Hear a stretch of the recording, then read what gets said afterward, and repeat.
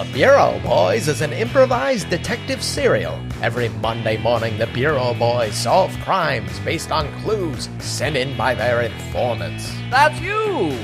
Go to thebureauboys.com to submit your clues, informant. Thank you to Informant Arnie for this week's clue for the Marbled Rye Mystery. Division. When we last left the Bureau Boys, they were standing inside Gordon Freeman's bedroom, looking up at a nude painting of Gladiola Simpson, holding a scarf with monogrammed letters on them. While Detective Riley was still staring at the nude painting, Detective Potter had turned his attention to the initials on the monogrammed scarf, which surprised both of the boys. The letters, they're written with such grace and style. They're beautiful. This is such an old scarf. It's tender, almost non-existent, so thin and lovely. Detective Riley, this is evidence now. I'm going to have to ask you to stop fondling and smelling the scarf. Detective Riley, this is not Gladiola's scarf, first of all. You said it yourself in your vision that this scarf presumably was the boys that used to run with Gladiola. I did, and I meant it. I'm sniffing, and what I smell is a man's musk. A delivery man or a delivery boy? Could be a young man, but on the cusp of manhood. Right in that sweet, sweet middle spot where a boy becoming a man, growing into himself. Again, Detective Riley, I'm going to have to ask you to please just hand me the scarf. Detective Riley hands the scarf disappointedly to Detective Potter. Now, Detective Potter, go ahead. Read out those letters because it surprised us both.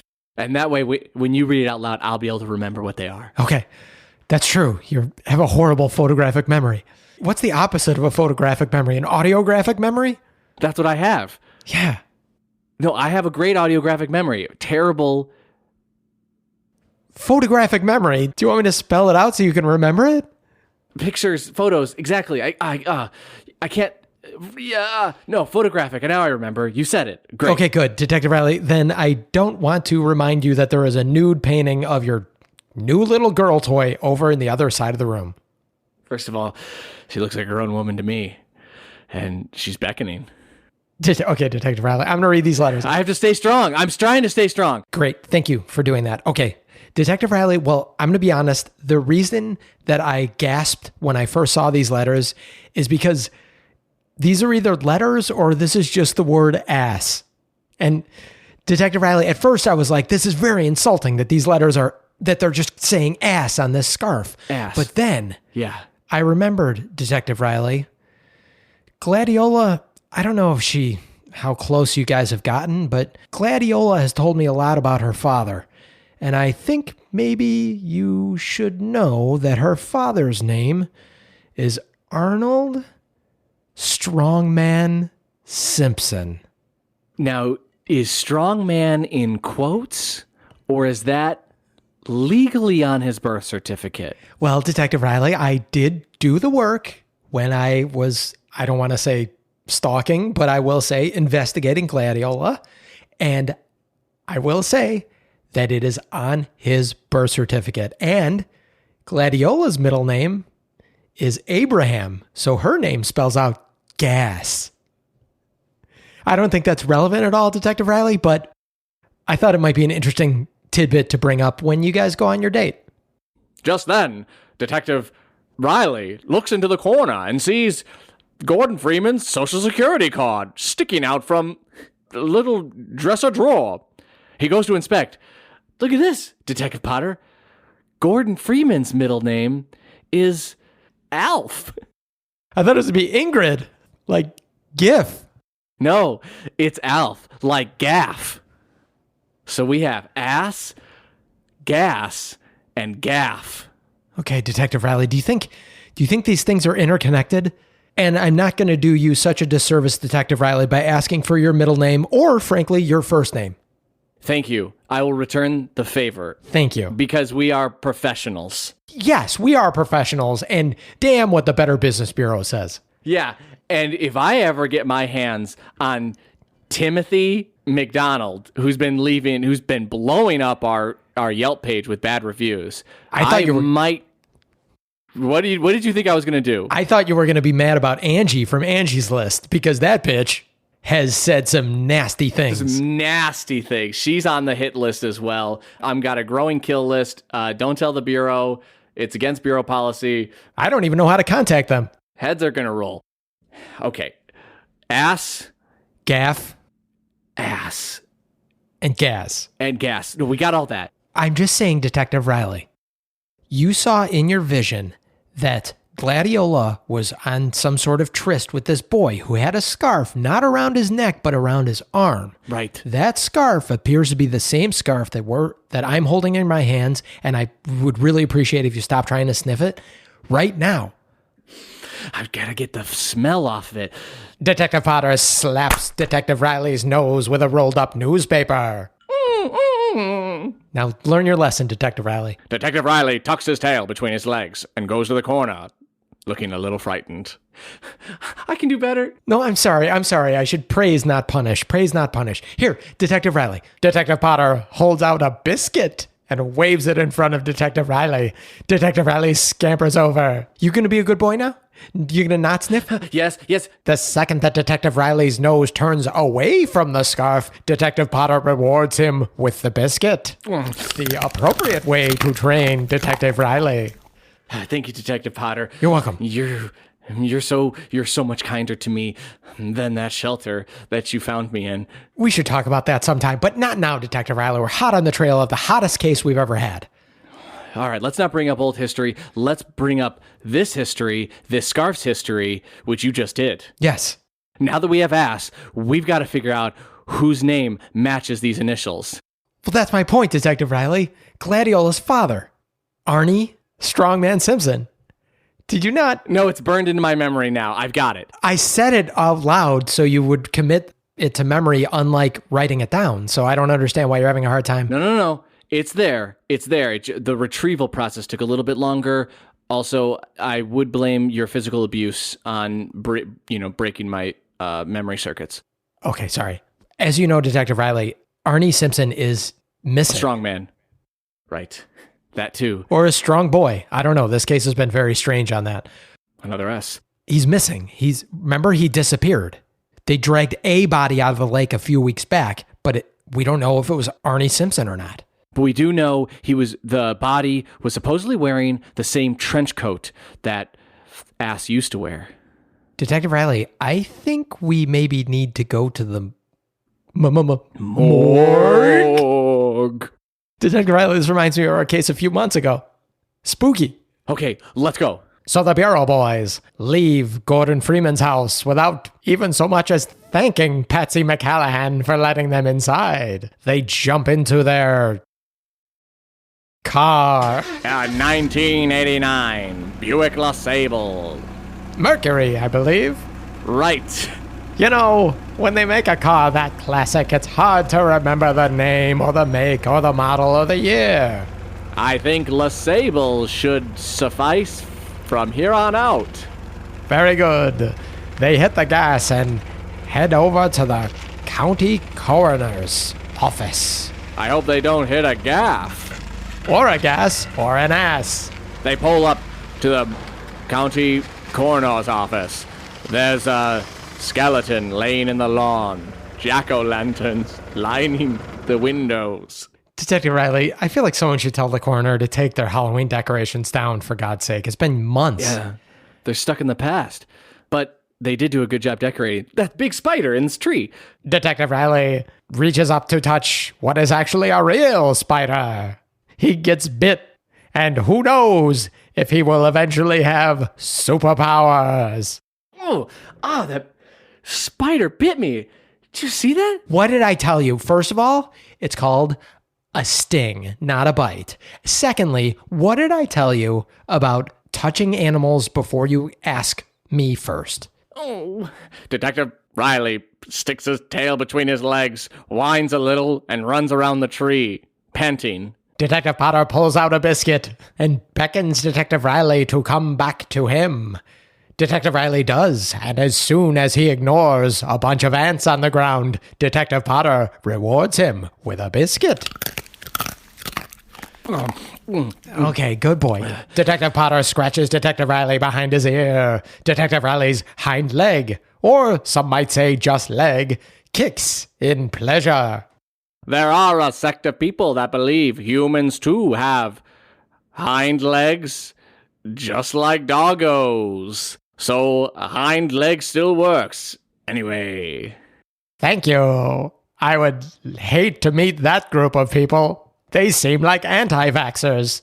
Okay, Detective Potter. Yeah. I'm a little wounded, but I'm feeling up for the challenge. I'm sorry about that. It's just sometimes you get on my nerves. The Bureau boys enter the coroner's office, and they approach a heavy-set woman working the desk. The Bureau boys explain the situation to her, ask her directions to the body of ass.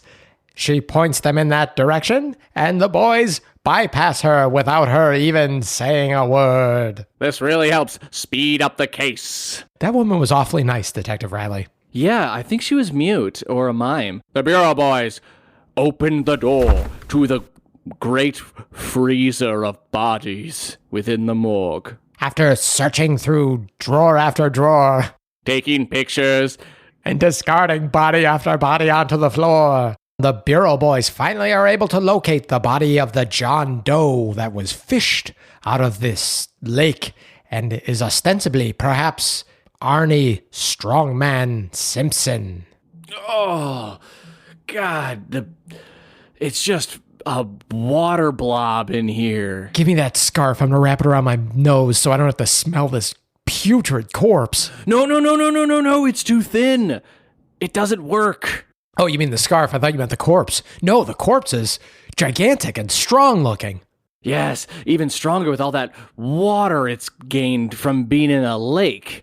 Detective Riley, I don't know what you think about weightlifting and exercise, but retaining water is not something that you want to do as a person who's into fitness. I don't know. Judging by these results, pump me full of the juice. H2O, baby. Okay, now the face is clean shaven. So that's one good indication that this could actually be Arnold Strongman Simpson. Yes, I feel like we are going to be a bad judge of whether or not this is Arnold Simpson, though, considering Gladiola would be the one to come down and identify it if it was remotely identifiable, Detective Riley. I mean, frankly, all of his beard hair could have fallen out. This body is so waterlogged. You're right, and we don't even know what Arnie looked like in real life when he was alive. If he is still alive, what the man looks like. Wait a minute. Are there any other identifiable marks that could tie this body to this scarf? Well, let's think about what we know about Arnie Simpson. Right. He loves marbled rye. Yes. We should check his stomach contents. Oh. Detective Potter, this is your area of expertise. That's true, but it's the grossest part of this job, Detective Riley. I thought this job was going to be all about, throwing around my DNA and, if you know what I mean, and, talking to hot babes. I don't know, like sexy things, Detective Riley, not Hey, what? We're not on duty in the Tijuana brothels anymore. Damn it, I miss those days. Snap out of it, Detective Potter. Get back to reality. This is Hill Valley, our hometown, small town. Okay, I get it. There's a lot of small things here, and this belly Holds the key?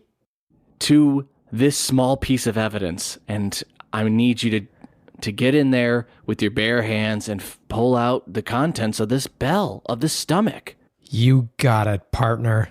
So Detective Potter looks down at the belly of Arnie Simpson.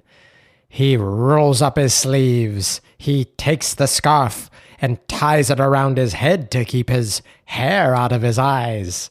Detective Riley asks if he wants his scalpel, but Detective Potter shakes him off.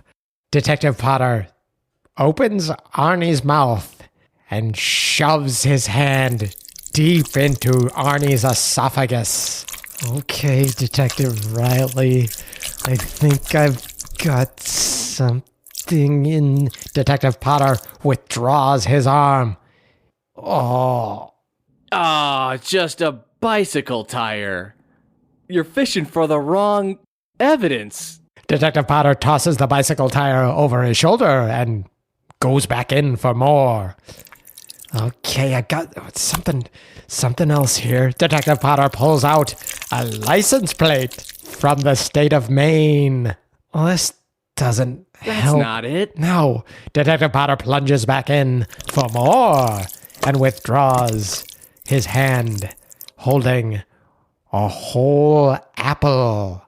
This is strange, Detective Riley. Apples are a nutritious food, a health food. One a day keeps the doctor away. Ass probably didn't need to see too many doctors. 'Cause he was a strong man. Arnold Schwarzenegger ate apples, I presume. Probably. Wait a minute, Detective Riley. I think I felt something else in there. Not that this apple isn't super helpful, but I think I felt something else in there. Detective Potter plunges his hand into Arnie Simpson's mouth one last time. He rummages around in the contents of his stomach before withdrawing a division table. Detective Riley, this is one of those, multiplication tables. This is the opposite of a multiplication table, like one you'd give a student at a school. Plus and minus table? Well, no, I mean, it's division, Detective Riley. It's not pluses and minuses. It's, division, quotients. You know what? Never mind. You probably didn't get to that. Detective Riley, this is Is that the teaching tool. No, go ahead. No, I want to hear this. Tell me what you think it is. It's the one where you have to figure out the other side of the triangle. You have two sides, and then you're going to figure out what that third side is. You know how big it is? Yeah, it's close. It's at least sort of related to that. Okay.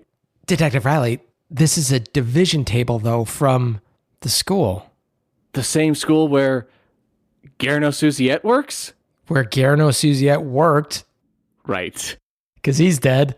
He's dead. And a whole bunch of other teachers. And a bunch of the teachers. They're dead. The gym teacher that we hanged.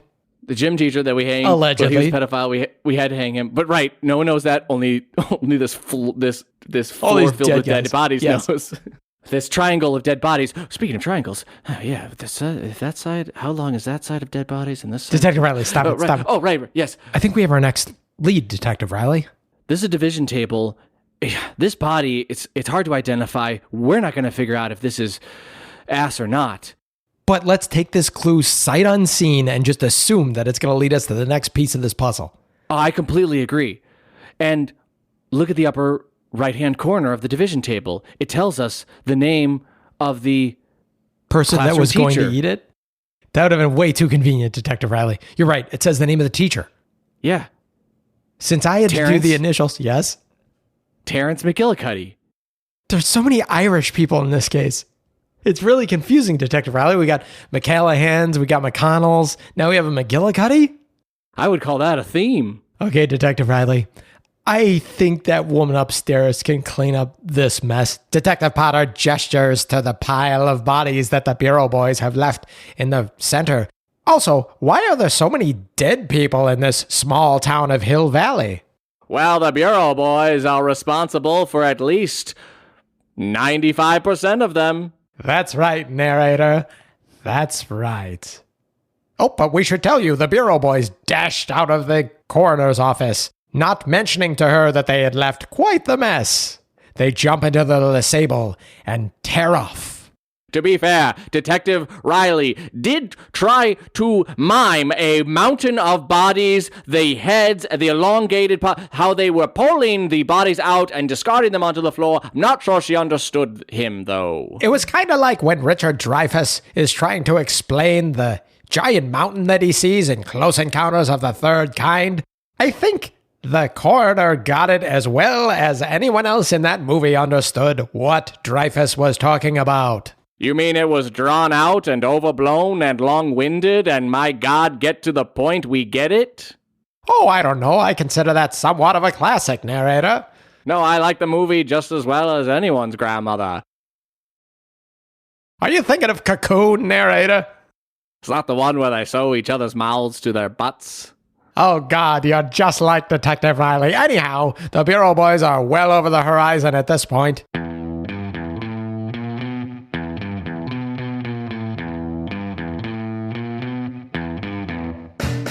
Will the Bureau Boys find the teacher from the division table? How long is it going to take that poor coroner's office employee to put all those bodies back in their, body drawers? What's the real meaning of the ass scarf? Find out the answers to these questions and many more in next chapter of the Marbled Rye Mystery. If you enjoyed this episode, help the Bureau Boys solve this case by submitting your clue at thebureauboys.com. They may use it on a future episode. While you're there, why not join their Informant network and tell all your friends and family to join too? But don't tell the criminals, because the Bureau Boys are coming for them.